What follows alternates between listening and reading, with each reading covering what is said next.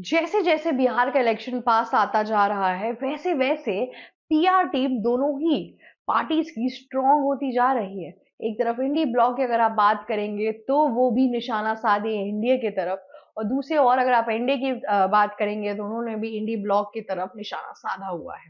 PM Narendra Modi versus Rahul Gandhi, Tejashwi Yadav versus Nitish Kumar, हर तरीके का अभी इस टाइम पे प्रोग्राम और चीजें, स्पीच, बाइट, सब कुछ इस टाइम पर आपको एक्स की दुनिया और सोशल मीडिया की दुनिया में मिल जाएगा। इस टाइम पे अलग अलग जगहों पे जितने भी मिनिस्टर्स हैं वो बिहार इलेक्शन के लिए आ रहे हैं। क्यों? क्योंकि अगले साल है लोकसभा इलेक्शन 2026 में, जिसके तहत लोग और तरीके से मतलब तैयारियों में जुटे हुए हैं कि क्या और कैसे कर सकते हैं इस इलेक्शन के अंदर। और जैसा मैंने आपको बताया था कि यूपी और बिहार का जो पूरी मेजोरिटी है वो बहुत इंपॉर्टेंट है लोकसभा इलेक्शन में अपनी पकड़ बनाने के लिए, जिसके वजह से लोग इतनी मेहनत भी कर रहे हैं। इस टाइम पे बीजेपी की तरफ से देखें तो योगी आदित्यनाथ आ चुके हैं, राजनाथ सिंह आ चुके हैं, और तो और नरेंद्र मोदी भी मैदान में उतर चुके हैं। दूसरी ओर अगर आप बात करेंगे तो एम के स्टालिन तक गए थे बिहार इलेक्शन में राहुल गांधी को सपोर्ट करने के लिए और तेजस्वी यादव को सपोर्ट करने के लिए। राहुल गांधी भी स्पीच वीच के साथ रेडी हो चुके हैं, कंप्लीटली इस टाइम पर मैदान में उतर चुके हैं कि इस बार के इलेक्शन में कौन और कैसे जीतेगा। ये सब जो चीजें हैं वो तो खैर चलती रहेंगी, पर इस टाइम पे जो फेस ऑफ चल रहा है बिहार इलेक्शन के अंदर वो देखना इस टाइम पे बहुत इंपॉर्टेंट है। फिलहाल तक तेजस्वी यादव के ऊपर काफी एलिगेशंस भी पड़ रहे हैं, चीजें हो रही हैं। इन सब चीजों के बीच में बहुत सी जो लोकल पार्टीज है वहां पे वो भी चल रही हैं। जैसे तेज प्रताप की जो पार्टी है, जो लालू प्रसाद यादव के बेटे हैं, दूसरे बेटे, उनकी जो पार्टी है, उनकी भी जनता दल जो है उनकी भी चीजें चल रही हैं। वो भी अपने आप को एक अच्छे तरीके से लाने की कोशिश कर रहे हैं बिहार इलेक्शन के अंदर, पर उनकी पकड़ भी इतनी तेज दिख नहीं रही है जितनी तेजस्वी यादव की इस टाइम पे आरजेडी दिख रही है। और दिखेगी भी क्यों ना, उनके साथ पूरा इंडी ब्लॉक और स्पेसिफिकली कांग्रेस भी बैठा हुआ है। तो इस तरीके से कुछ बिहार इलेक्शन में चीजें चल रही हैं। अब छठ का पावन उत्सव था, सबने एक दूसरे को विश किया, सारे पॉलिटिकल लीडर्स ने सामने आए छठ के पावन उत्सव पर बिहारियों को, जितने भी बिहारी पूरे देश में है उन सबको विश किया। साथ ही साथ लोग अलग अलग तरीकों से पार्टिसिपेट भी कर रहे थे। इन सब चीजों के बीच में हमने नरेंद्र मोदी को भी देखा कि कैसे वो छठ पूजा में अपना क्या कहते हैं सम्मान, अपने तरीके का पार्टिसिपेशन भी दिखा रहे थे, जिस पर राहुल गांधी को चढ़ी मिर्ची। उन्होंने एक नया स्टेटमेंट निकाला और कहते हैं कि नरेंद्र मोदी की जो चाल है छठ पूजा के थ्रू वोटर बैंक भरने की, वो मुझे सब कुछ पता है। देखिए, वोट बैंक तो उस टाइम पे सब लोग भर रहे हैं, ऐसा कुछ नहीं है, कोई नहीं चाहता कि मुझे वोट दो या ना दो। पर ऐसा पहली बार नहीं है कि नरेंद्र मोदी छठ पूजा में आए हुए हैं या फिर उन्होंने पार्टिसिपेट करने की कोशिश किया कुछ भी। देश भर में जहां जहां पे भी अलग अलग तरीके के रिलीजियस एक्टिविटीज होते हैं, अगर नरेंद्र मोदी के वो हित में होता है, या फिर मैं बोलूँ कि नरेंद्र मोदी की अगर पकड़ में वो चीज होती है, तो वो जरूर उस चीज का पार्टिसिपेट करते हैं, वहां पे खड़े होते हैं, वहां पे दिखते हैं, जिससे एक अच्छा इम्पैक्ट पड़ता है। एक अच्छा लीडर वही होता है जो अपने लोगों के परेशानियों और दुखों में तो साथ दे ही, पर अगर फेस्टिवल्स और चीजें हैं तो भी सामने आए और सेलिब्रेट करे। उस तरीके से उन्होंने चीजें की। अब राहुल गांधी के स्टेटमेंट के बाद से तेज प्रताप यादव का अगला स्टेटमेंट बैकफायर करते हुए आ गया। उन्होंने बोला राहुल गांधी को पता क्या है छठ की जो प्रतिष्ठा है, छठ की मान्यता क्या है बिहार के अंदर, छठ का अस्तित्व क्या है बिहार के अंदर। इन सब चीजों के बारे में ना पता होने के बावजूद भी वे पीएम नरेंद्र मोदी को इस तरीके से कमेंट कर रहे थे जैसे क्या बड़ी चीज हो गई और आप इससे क्या करने की कोशिश कर दे रहे हैं। छठ एक बहुत बड़ा उत्सव मनाया जाता है बिहार के अंदर। बिहार के अंदर अगर दिवाली मने ना मने इतनी धूमधाम से, पर लोग छठ बहुत धूमधाम से मनाते हैं। उनका वो मेन और प्राइम फेस्टिवल भी माना जाता है।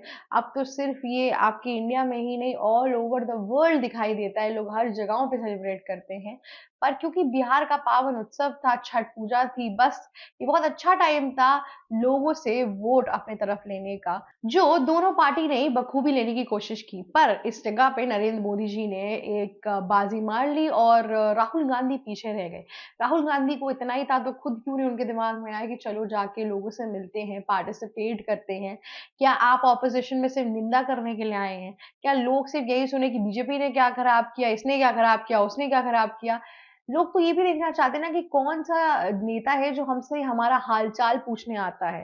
आपको मैं बता दूँ 70% जो इलेक्शन का जो विनिंग क्राइटेरिया होता है उसमें बहुत कम लोग देखते हैं कि लीडर्स ने पहले क्या काम किया है, क्या चीज़ें की हैं। उससे ज़्यादा लोग व्यावहारिकता देखते हैं क्योंकि ज़्यादातर इलेक्शन में वोट करने के लिए गाँव से लोग आते हैं या फिर आपका जो रूरल इंडिया है, वो ज़्यादा वोटिंग लिस्ट में प्रॉक्सिमिटी में रहता है रादर देन आपके शहर के लोग अपना ऑफिस छोड़ के वोट करने जाएँ, ये थोड़ा कम पॉसिबल होता है।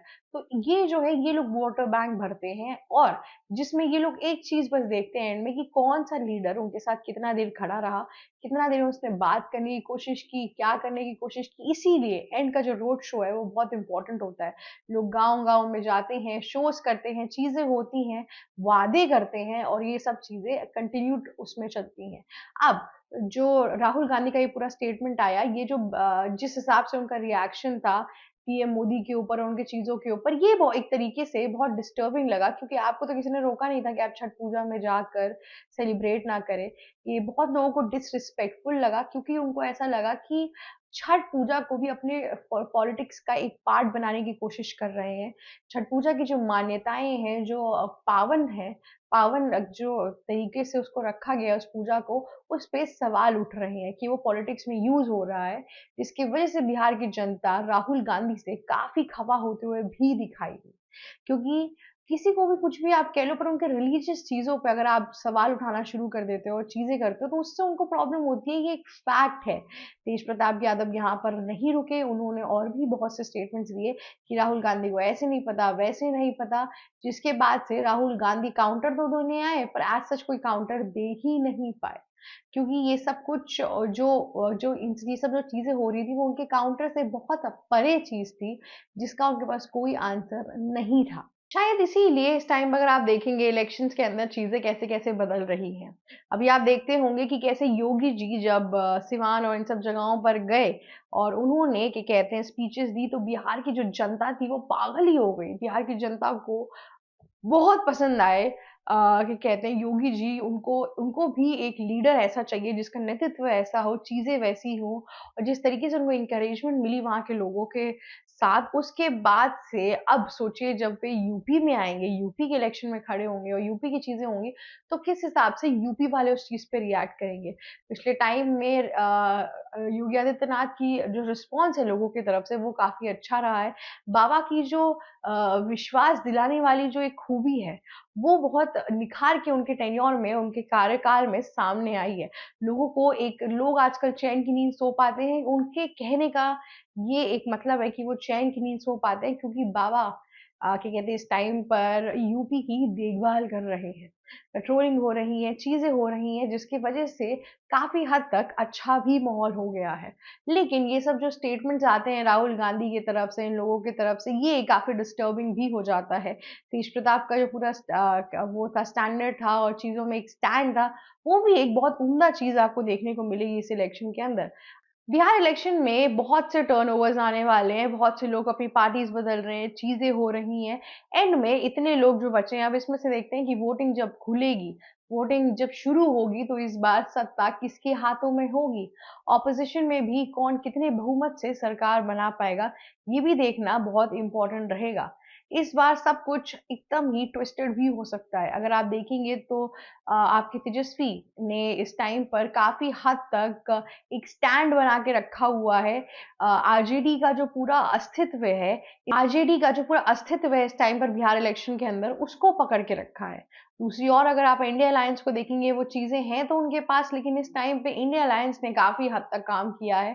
तो इस बार जो पूरा नतीजा आएगा ये कुछ भी हम ये नहीं कह सकते कि पहले से हमें पता है या कुछ भी, सिलेक्शन में कुछ भी हो सकता है, कभी भी हो सकता है, ये समझने की बहुत ज़्यादा ज़रूरत है। आज के लिए बस इतना ही। अगर आपको ये वीडियो अच्छी लगी तो प्लीज़ लाइक, शेयर, सब्सक्राइब और कमेंट करना मत भूलिएगा। जाते-जाते बेल आइकन भी हिट कर दीजिएगा। Thank you so much for watching us. ABC Hindi news आज ही जुड़िए हर खबर के साथ।